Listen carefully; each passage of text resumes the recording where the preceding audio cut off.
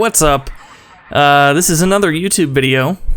It's another YouTube video featuring World of Warships, and in this particular video, the action is already kicking off, as you can see. This is featuring the US light destroyer, cruiser, the USS Dallas. This is a tier 6 US cruiser. It's the first one in the light cruiser line. And I didn't really know kind of how I was going to feel about playing a light cruiser, because I thought it was going to be similar to a destroyer, and in some ways, I guess it is. You're very fragile. You have to be very mindful of where other players are. But if you take the time to learn how to play it, it can be an extremely versatile and powerful tool on the battlefield.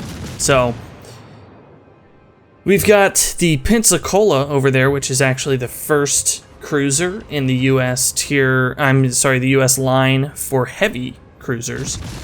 And we've got an Omaha, which is, I hated that ship, but it's there and you have to play it in order to get to either of these two ships, the Pensacola or the Dallas.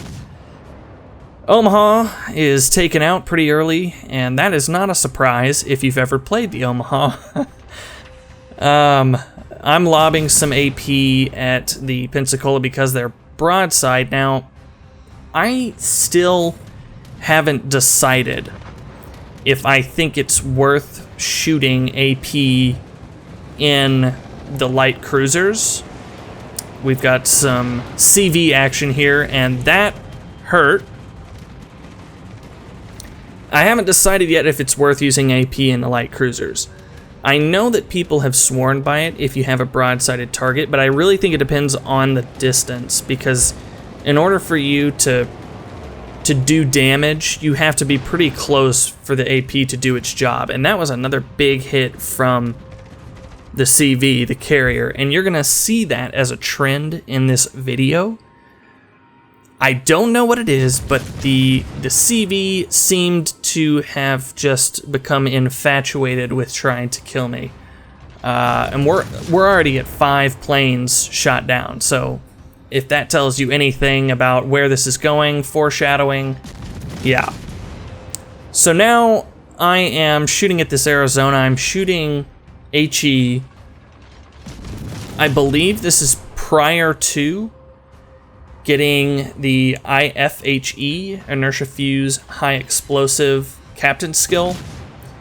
So the most of the damage that I'm going to be doing to a ship like the Arizona is going to be in fire damage, because I can't pin. As you can see, right there, 8 non-pins just shattered all of my shells. The IFHE does help with that.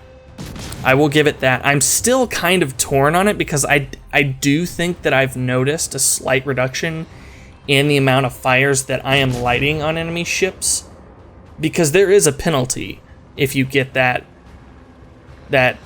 Inertia Fuse High Explosive perk for your commander. There is a penalty on your percent for starting a fire. I believe it is actually as high as 50%, and don't quote me on that because I could be completely off, but I do think it's something like that. Now, that might not be a problem in a light cruiser like this. The reason being that the rate of fire is high, and this particular cruiser, or no, it's the step up, it's the next one, the Helena, excuse me, whatever. It's the Helena probably. I don't know. I'm ignorant. The Helena has 15 guns on it. So 15 guns firing every 8.5 seconds. That's a lot of shells being put on target. So that slight decrease in the percent chance of causing a fire might be worth it in that case. As you can see, we've already lit 3 fires. We've already taken out that Arizona. Almost all of the damage that we dealt was in fire damage. We had 2 fires on him at one point, but we're not going to get any pins because we don't have Inertia Fuse High Explosive on there. So All right, so me and the New Mexico, and I can't pronounce it, the Goethe, the German DD are going to start making our way around Sea Cap. This New York's coming into view right now. Look, we've already, see, that's the thing, we've already lit a fire on them. That's why I'm so torn on inertia fuse high explosive, is because it just seems like before I put that on my commander, it was just so easy to light a fire. I mean, I genuinely think it was like 16% chance of causing a fire because I also had Demolition Expert. Now it's 8%. But I do get more pins. So, you know, if a shell doesn't light a fire, I still get penetration damage. Another fire. So now we're at 5 fires already. And we're less than 7 minutes into the game, so things are going pretty well. And as you can probably see right there, we've been detected by, you guessed it, a plane from our friendly CV on the enemy team. And our AA mounts are just going to town. Look at this.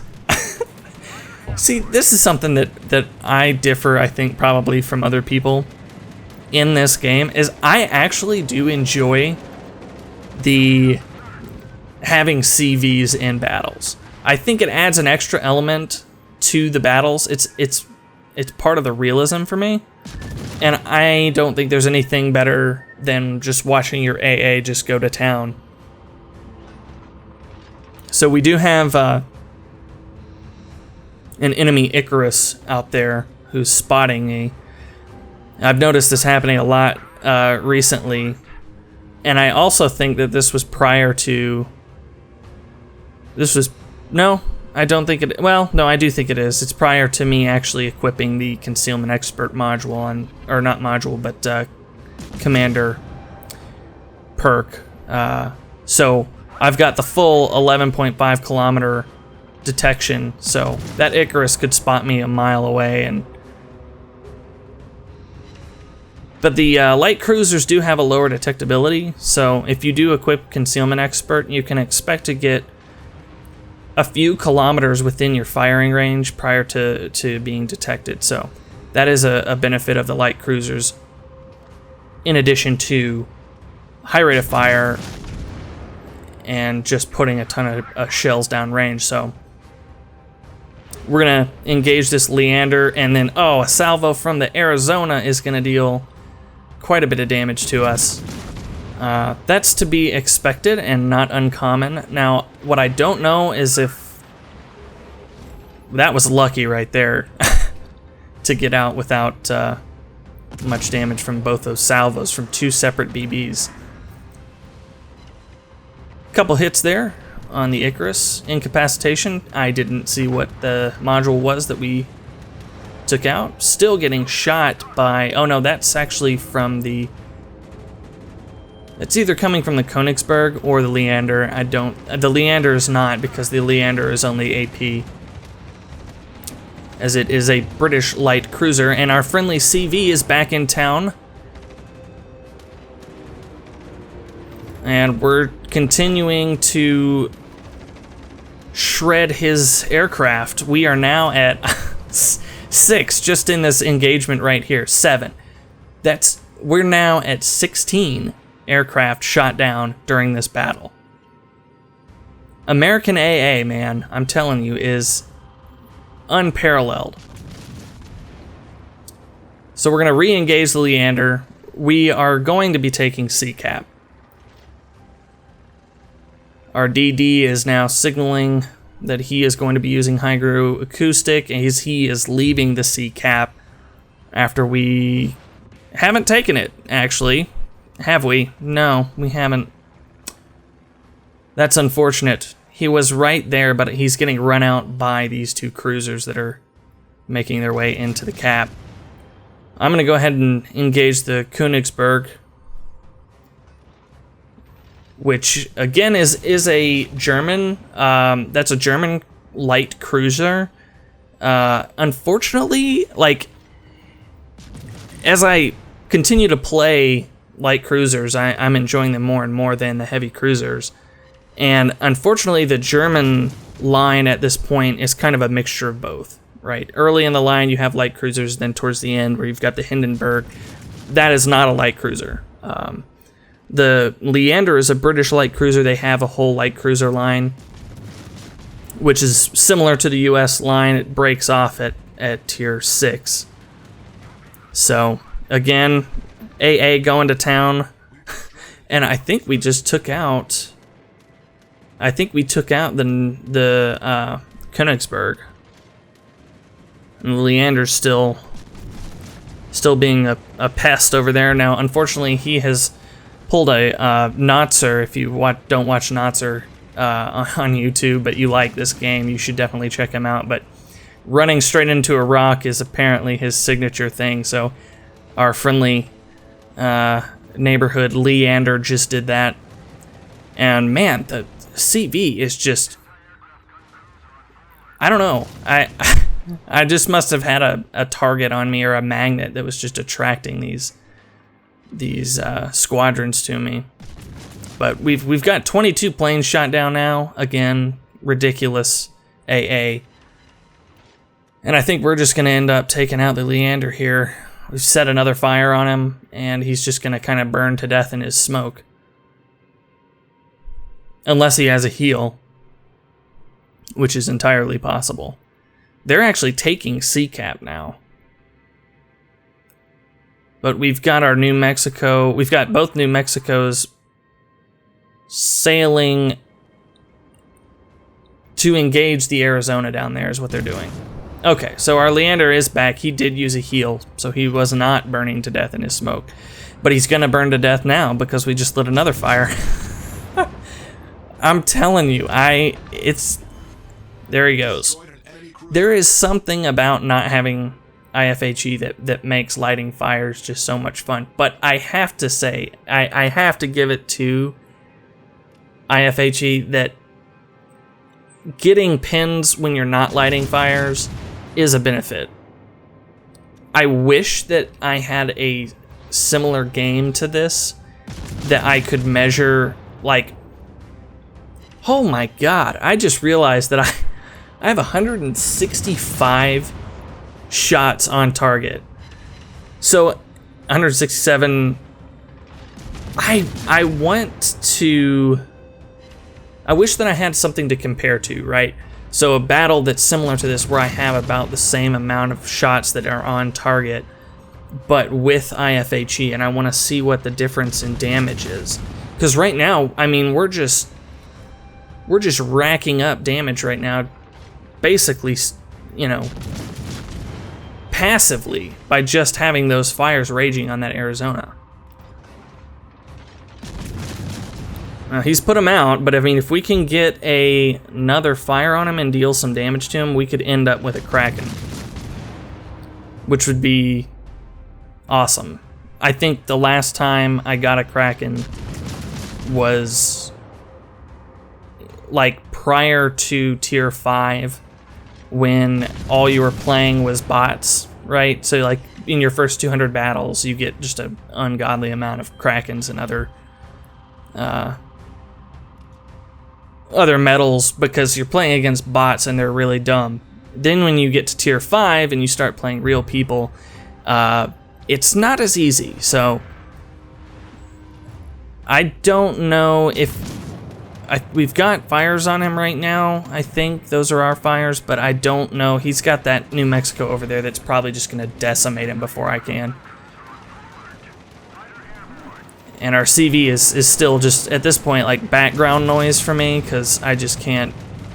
We might get him. If we can burn him down just a teeny tiny bit more, he's going to be ours, and we're going to get a Kraken. You...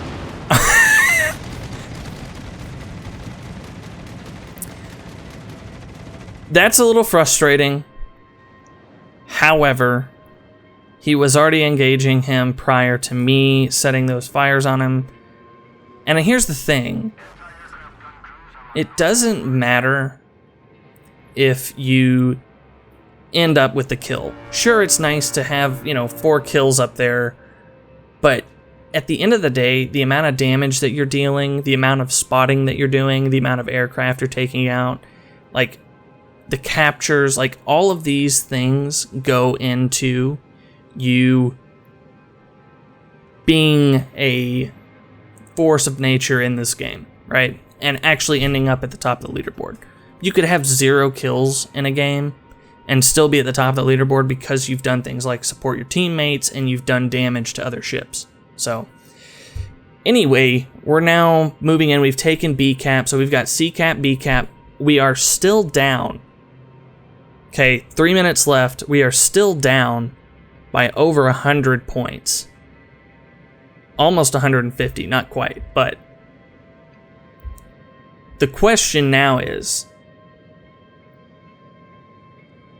time going to allow us to grab the A cap, get enough points in the next 3 minutes to overcome the enemy team, who's still gaining points, by the way. And they still have a CV who's been harassing us the entire time. And our DD up there has 160 HP. I have 7,733 HP, which is a little less than a third. So now I'm just telling my team, I'm like, I'm going as fast as I can. If we can get into A and grab A, then that would really boost the amount of points that we're getting. And it could put us ahead in the next 2 minutes and 40 seconds to win the game. But this is a race now against time and a race. And there goes our DD. So this is not at all over. Not at all. Because now they've just subtracted points from us and gained points for themselves, for the enemy team, because they killed our DD. So now basically I'm the one that's closest. I've got our CV up to the north in D5. We just need to get in there and hold off the air attacks until we can take A. That's our last hope. There's no point in me trying to get all the way up to B1. That's just going to take way too long for me to try to hunt down their CV. But I think if we can get A, that'll give us just enough to rack up those points. And I've sent out my fighter because I just know, right? I mean, I'm in their cap and they're just going to be sending everything they can. And that was a near miss there. Our fighters are taking them out too. 2 shot down by our fighters, another 1 shot down by our AA gunners. We're now at 30 planes from just our AA, plus 3 from our fighter.